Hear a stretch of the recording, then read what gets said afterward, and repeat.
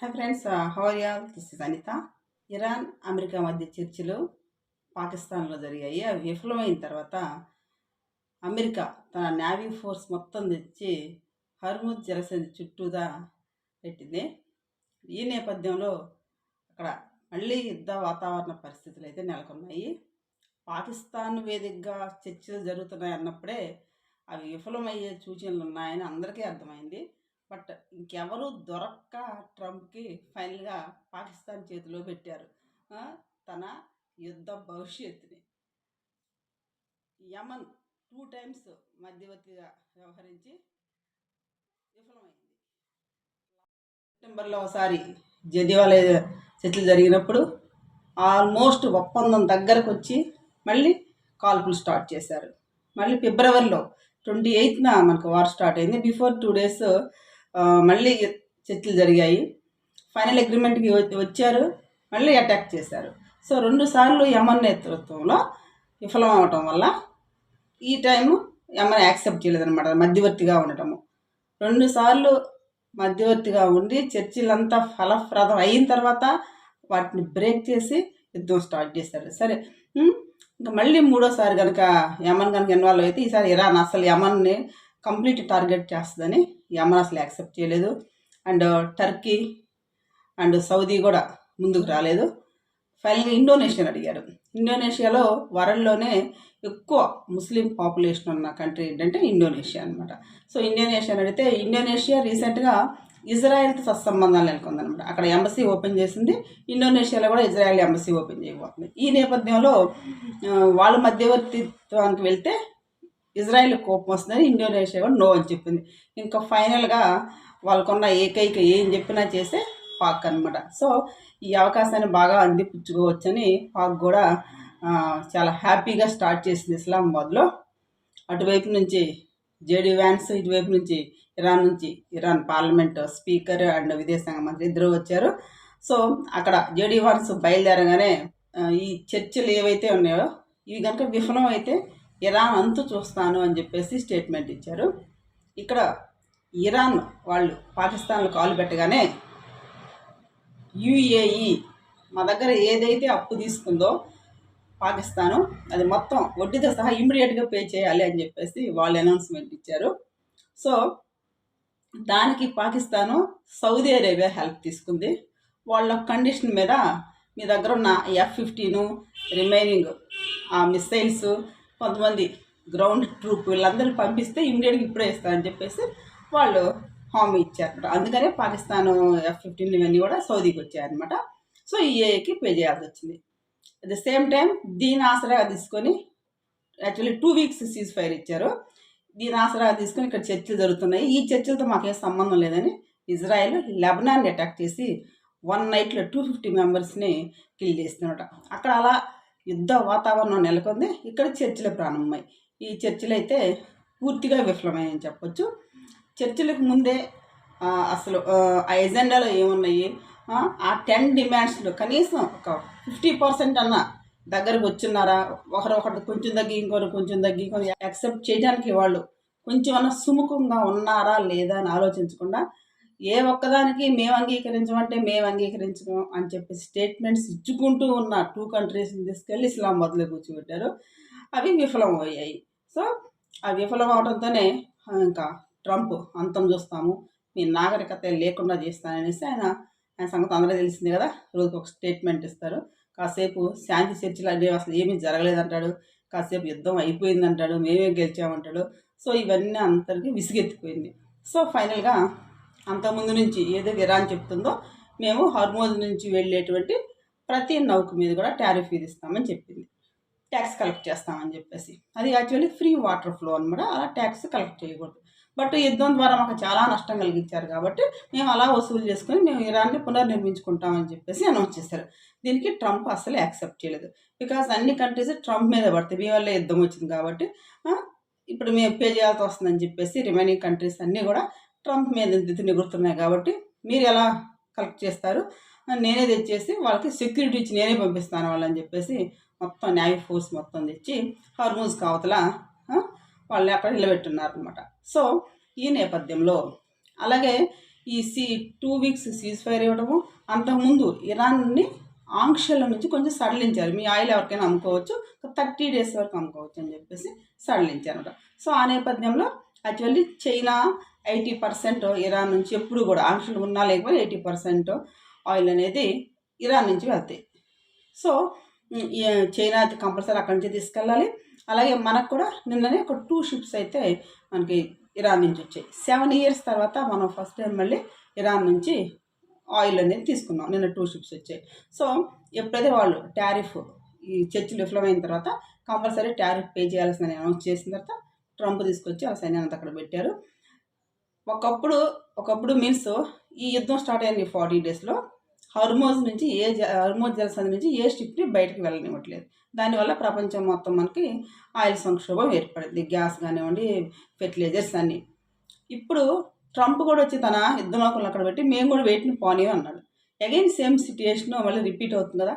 వాళ్ళు చేసిన ఆయిల్ సంక్షోభం వచ్చింది. దానివల్ల ప్రపంచవ్యాప్తంగా ట్రంప్ మీద వ్యతిరేకత వచ్చింది. వాళ్ళ అమెరికాలో సిటిజన్స్ కూడా పూర్తి వ్యతిరేకత ఉన్నారు. ఇక్కడ పెరిగింటే అక్కడ కూడా చార్జెస్ అన్నీ పెరిగినాయి. సో ఇప్పుడు ట్రంప్ చేస్తున్న పనికి ఇంకా పెరిగిపోయినాయి అంటే ఏంటి, ఇరాన్ వల్ల పెరిగింది.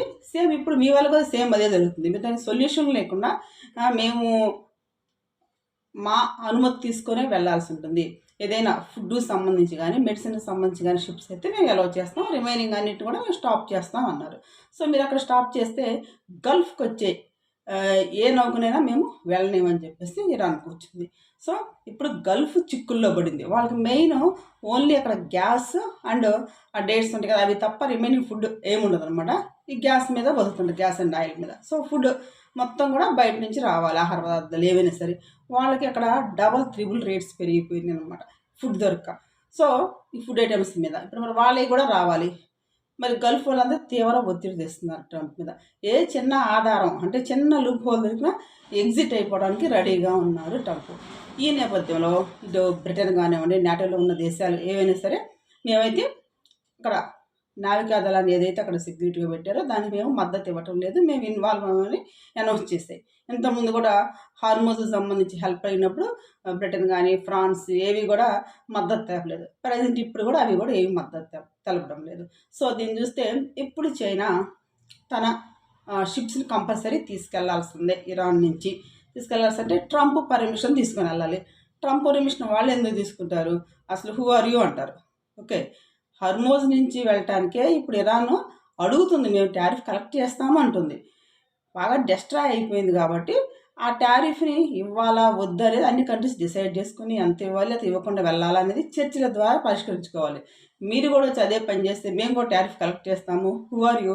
అక్కడ ఎక్కడి నుంచో అమెరికా నుంచి వచ్చి అన్ని కంట్రీస్లో పెట్టేసి మిలిటరీ క్యాంప్స్ పెట్టేసుకొని ఇక్కడ చాలామంది అవుతూ ఇంతమందిని బెదిరిస్తూ ఉన్నారు. ఏమైనా అమెరికాకి ఎంతైనా డెస్ట్రాయ్ జరిగిద్దా, వాళ్ళ ఆస్తులు ఏమైనా ఎంతైనా ధ్వంసం అవుతాయా, ఏమీ అవ్వవు. ఈ గల్ఫ్లో ఉన్న కంట్రీస్ అన్నీ తాము రక్షించుకోవడం కోసము ఈ యుఎస్లో స్టాక్ మార్కెట్లో కానీ అక్కడ ఇతర రూపాల్లో పెట్టుబడులు పెడతా అమెరికన్ బేస్ క్యాంప్స్ని ఇక్కడ పెట్టుకొని పెద్దన్నగా వీళ్ళే పోషిస్తున్నారనమాట.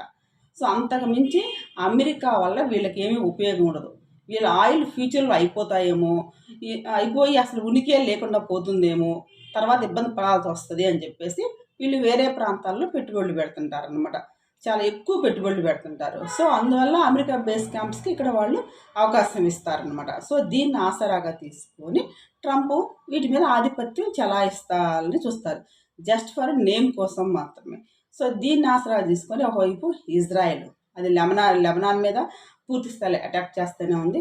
ఎలా అయితే పాలస్తీనాలో ఉన్న హమాస్ని కంప్లీట్గా నాశనం చేసిందో అట్లాగే నెక్స్ట్ ఈ ఎవరైతే హిజ్బుల్లా ఉన్నారో మిలిటెంట్స్ లెబనాన్లో వాళ్ళని కూడా ఆల్మోస్ట్ టాప్ లీడర్స్ని అందరినీ కూడా టార్గెట్ చేసింది, వాళ్ళందరినీ డిస్ట్రాయ్ చేసింది.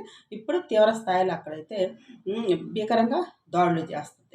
లెబనాన్ గవర్నమెంట్ కొంచెం సపోర్టింగ్గానే ఉంటుంది, ఇజ్రాయెల్తో శాంతిగా ఉండాలని. బట్ అక్కడ ఉన్నటువంటి మిలిటరీ వాళ్ళు ఎవరైతే ఉన్నారో హిజ్బుల్లా వాళ్ళు వీళ్ళైతే కొంచెం ఇరాన్కి సపోర్ట్ చేస్తుంటారు కాబట్టి వాళ్ళని ఇజ్రాయెల్ మీద అటాక్ చేస్తుంటారు. ఈ నేపథ్యంలో వీళ్ళిద్దరూ కలిసి నెక్స్ట్ ఈ మంత్ ఎండింగ్ అనుకుంటాను వాషింగ్టన్లో చర్చలు కూడా ఉన్నాయి. దానికి 2 దేశాలు అయితే సుముఖంగా ఉన్నాయి. ఇజ్రాయెల్ ఏమో హర్మోజ్కి సంబంధించి మాకు సంబంధం లేదు, జస్ట్ మేము లెబనాన్ చూసుకుంటాం, మాకు ఎవరి వల్ల అయితే థ్రెడ్ ఉందో వాళ్ళ మీద మేము అటాక్ చేస్తే వాడిని కంప్లీట్గా డిస్ట్రాయ్ చేయాలి అని చెప్పేసి ఇజ్రాయెల్ ఉంది. అమెరికా ఏమో ఎవరూ హెల్ప్ చేయక ఈ హర్మూజ్ తనొక్కటే కాపాడుకుంటూ ఎలా అయినా సరే అవమానపడకుండా దీంట్లోంచి బయటపడాలని చూస్తుంది. వాళ్ళే ఒక 1 వీక్ చూసి ఆ నేవల్ బేస్ మొత్తం తీసుకెళ్ళిపోతారనేటువంటి ఒక టాక్ అయితే ఉందన్నమాట. సో ఈ నేపథ్యంలో కొన్ని అంశాల ప్రాతిపదికగా చూస్తే యుద్ధం తీవ్ర రూపం దాల్చినట్లు కనిపిస్తుంది. ఎందుకంటే చైనాని అలౌ చేయకపోతే చైనా మాత్రం యాక్సెప్ట్ చేయదు. అఫ్కోర్స్ భారత్ లాంటి కంట్రీలు అయితే మిగతా వాళ్ళు ఎలా చేస్తే మనం కూడా అలాగే వెళ్తుంటాము అనేది ఒకటి ఉంటుంది మనకి. ఇప్పుడు మనం అనవసరంగా ఇన్వాల్వ్ అవ్వం. కాకపోతే లాస్ట్ టైము మన ప్రైమ్ మినిస్టర్ ఇజ్రాయెల్ సందర్శించి వచ్చిన నెక్స్ట్ డేనే వార్ స్టార్ట్ అయింది. అంతకుముందు పుతిన్ ఇండియా వచ్చి వెళ్ళిన ఒక 1 మంత్కే ఉక్రెయిన్ వార్ స్టార్ట్ అయింది. ఇప్పుడు మళ్ళీ జయశంకర్ గారు సౌదీలో పర్యటిస్తున్నారు అనమాట. ఈ నేపథ్యంలో మళ్ళీ ఇంకేమైనా జరిగిద్దని ఒకటి టాక్ అయితే ఉంది. బట్ మనం ఏంటంటే ఇలాంటి ఏమైనా ఇన్సిడెంట్స్ జరిగినప్పుడు what about our oil resources అనేసి ఒకటి ఉంటుంది. కాబట్టి మనం ఎలా ఆయిల్ ఎక్కడి నుంచి తెచ్చుకోవాలి, గ్యాస్ కానీ ఇవన్నీ అందులో ముందస్తుగా వాళ్ళతో కొంచెం ఒక ఒప్పందం చేసుకోవడానికి వెళ్ళారు అనేటువంటి వార్తలు వస్తుంది అనమాట. సో ఇప్పటివరకు అయితే మనకైతే ప్రాబ్లం ఏమీ రాలేదు. కోర్స్ మంత్ ఎండింగ్ వరకు ప్రాబ్లం రాదు. బికాజ్ ఇంతకుముందు చెప్పినట్టు మనకి ఎలక్షన్స్ ఉన్నాయి కాబట్టి ఈ మంత్ ఎండింగ్ కంప్లీట్ అయిపోతాయి. కాబట్టి ఎలక్షన్స్ అయిన తర్వాత మన ఇండియన్ గవర్నమెంట్ భారం మోపబోతుంది అనుకోవచ్చు పెట్రోల్ అండ్ డీజిల్ మీద. ఇప్పటివరకు అయితే ఆయిల్ కంపెనీస్ మాత్రమే బేర్ చేస్తాయి. 21 రూపీస్ డీజిల్ మీద, 25 రూపీస్ పెట్రోల్ మీద లీటర్కి అధిక భారాన్ని ఆయిల్ కంపెనీస్ బేర్ చేస్తూనే కోర్స్ ఇంతకుముందు లాభాలు తీసుకున్నారు కాబట్టి దాంట్లో కొంచెం ఇది నష్టాలను భరించాల్సిన సిచ్యుయేషన్ బికాజ్ ఆఫ్ ఎలక్షన్స్ కోసం అనే టాక్ అయితే ఉంది. అది నిజమే. ఎలక్షన్స్ అయిపోయిన తర్వాత ప్రజల మీద ఆ భారం పడే అవకాశాలు ఎక్కువగా ఉన్నాయి. ఈ నేపథ్యంలో అమెరికా స్టాప్ చేస్తుంది కాబట్టి అటువైపు ఇరాన్ కూడా నియర్లీ 1700 షిప్స్ అయితే ఆగిపోయినాయి. వాళ్ళకి చాలా చాలా food problem and drinking water problem అయితే చాలా తీవ్రంగా ఉంది. ఈ నేపథ్యంలో మనకి రావాల్సిన ఆయిల్ కానీ ఇవన్నీ ఎలా, లేకపోతే వేరే సోర్సెస్ ఏమైనా హర్మోజ్ కాకుండా వేరే సోర్సెస్ ఉన్నాయా గల్ఫ్లో నుంచి అనే వాటి మీద చర్చించడానికి వెళ్ళారు నిన్న. సో మన వాదం అంది వీ హ్యావ్ హ్యూజ్ పాపులేషను, మన అవసరాలు మనకుంటాయి. ఇలాంటి సందర్భాల్లోనే మన లోకల్గా ఈ ఎనర్జీ సోర్సెస్ ఏమేమి ఉంటాయి అనేది మనం వాటి మీద కాన్సన్ట్రేట్ చేయాల్సిన అవసరం ఉంటుంది. మనకి సోలార్ ఎనర్జీ అయితే ఎక్కువ ఉంటుంది, దాన్ని యూజ్ చేసుకోవాలి. ఇంకా అదర్ రిసోర్సెస్ మీద కూడా మనం డిపెండ్ అవ్వడం కానివ్వండి, సెల్ఫ్ మేడ్గానే ఉండాలి. సో ఆ వేలో మన ప్రభుత్వం చర్యలు తీసుకుంటుంది ఒకవైపు. సో ఈ యుద్ధ వాతావరణం త్వరగా సమస్య పోవాలని కోరుకుందాము. అమెరికా దానంతట అదే ఈ నేవల్ బేస్ నుంచి వెళ్ళిపోయే అవకాశాలే ఎక్కువ కనిపిస్తున్నాయి ఒక కోణంలో చూస్తే.